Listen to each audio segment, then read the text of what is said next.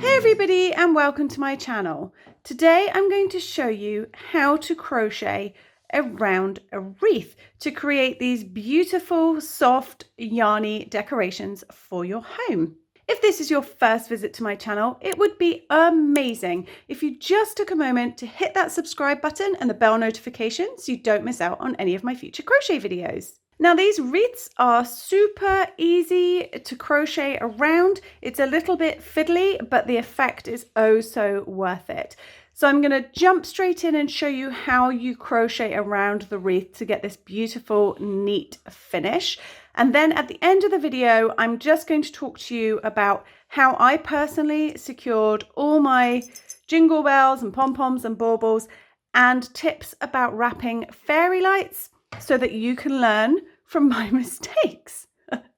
So let's jump straight on in to crocheting around a wreath. Grab yourself a wreath, grab your yarn and a hook, and let's begin. So I might have had a slight accident with my polystyrene ring. It's a flat base one, but it doesn't really matter. You can use whatever you've got to hand. Yeah, so I might have tripped over and completely crushed my ring. As you can see here, my boot print firmly in the sides of this polystyrene ring, but it doesn't matter. I've even got mud on it, beautiful, because we're going to cover the entire thing with yarn and you won't notice out the other side. So I'm going to be using chunky yarn for crocheting around my wreath. Now I would normally use a 7 or an 8mm crochet hook with this, but for this demo I'm using a 10mm purely so you can really clearly see what I am doing. So the first thing to do with your yarn is pop a slip knot on your hook.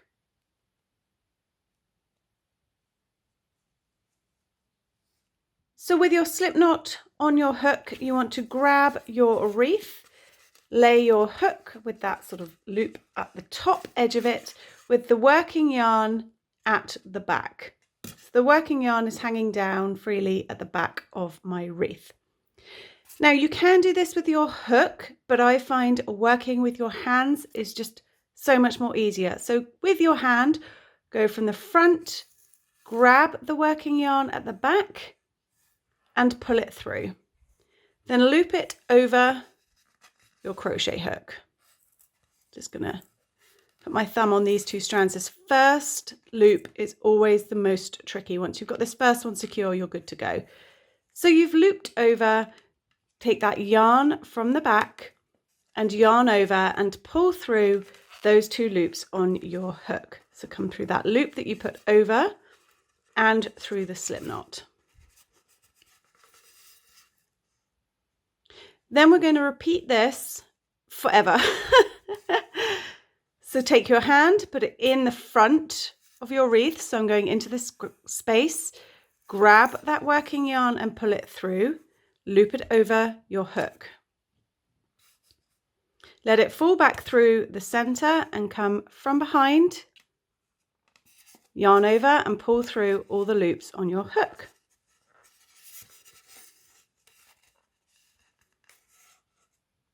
Through the center, grab that yarn, wrap it over your hook, let it fall back through the middle and from the back, yarn over and pull through both loops. So I'm going to do a few more and then I'm going to show you how to neaten up these twisted loops. So I'm just always working, bringing my hand in through the center of that wreath, grabbing the yarn, putting it over my hook, and then I'm just single crocheting.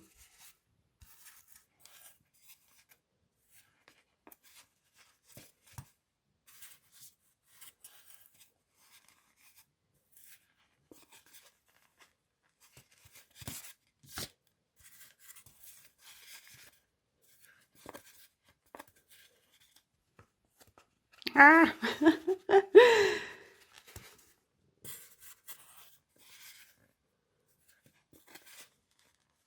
Okay, so once you've got a few done, you'll notice that you have twists and it's looking a bit rubbish at this stage. So just pull that loop up and take my hook out. Now what you want to do is where these strands are crossing, just with your fingers, work it round and untwist those loops from each other.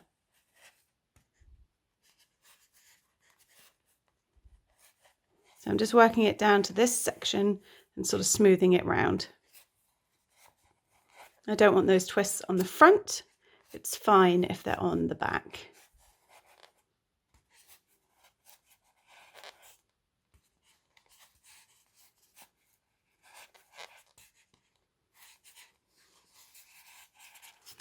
Then, when you've got all your strands nicely in line, you want to squish them up together.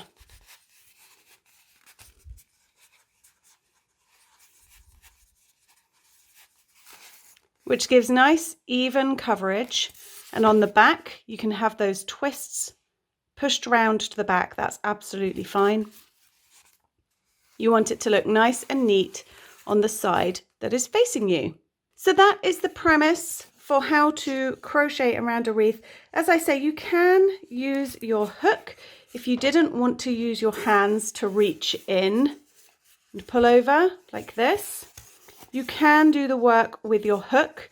It's just a bit more effort because as you bring this round, obviously you pull everything. Oh, it's just a bit of a nightmare. Well, okay, so I think that clearly demonstrates you don't want massive stretched out loops like that. So definitely using your hands, it may feel a bit odd, but you get to maintain your tension and everything far better. So you'd continue crocheting around, do a few stitches, unloop those loops so they're all lying nice and flat, squash them together.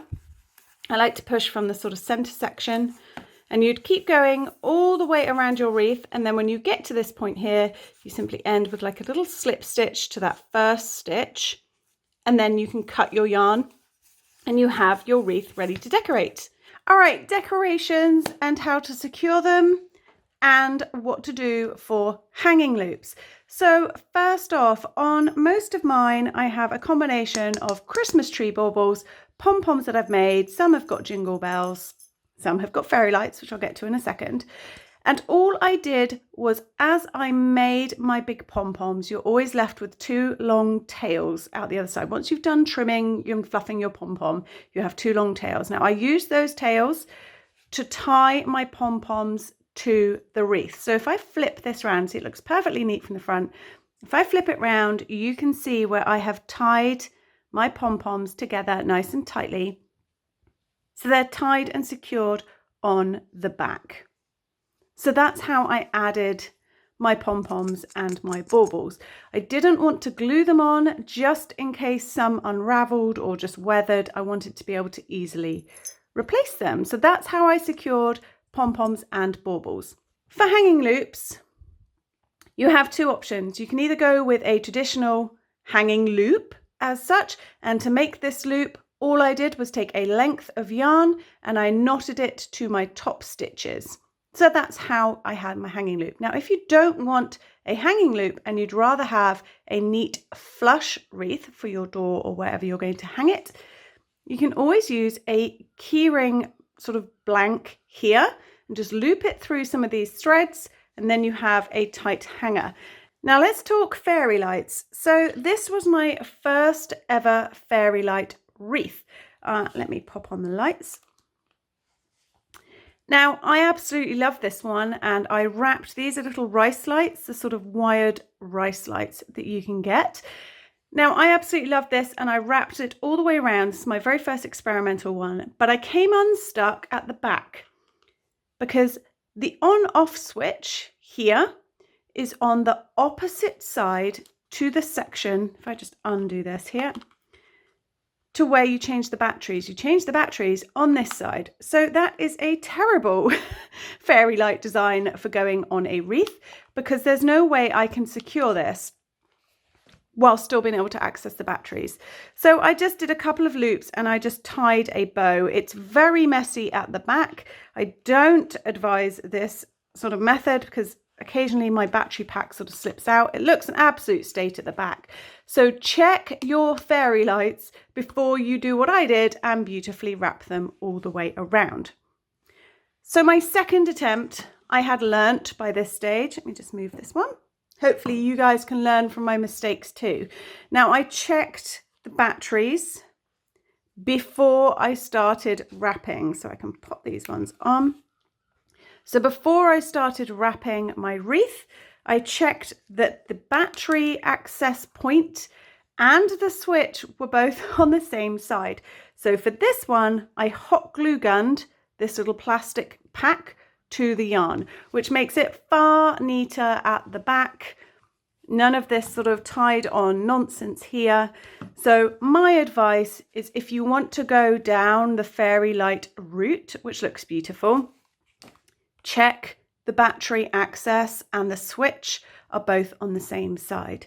Now, if you are going to wrap fairy lights around your wreath, you cannot use them outside because all these little battery packs, they're not waterproof. So these are definitely indoor only type wreaths. These ones, if you don't put the lights on, they're good to go. And this one is going to be going on my front door as soon as I have finished filming.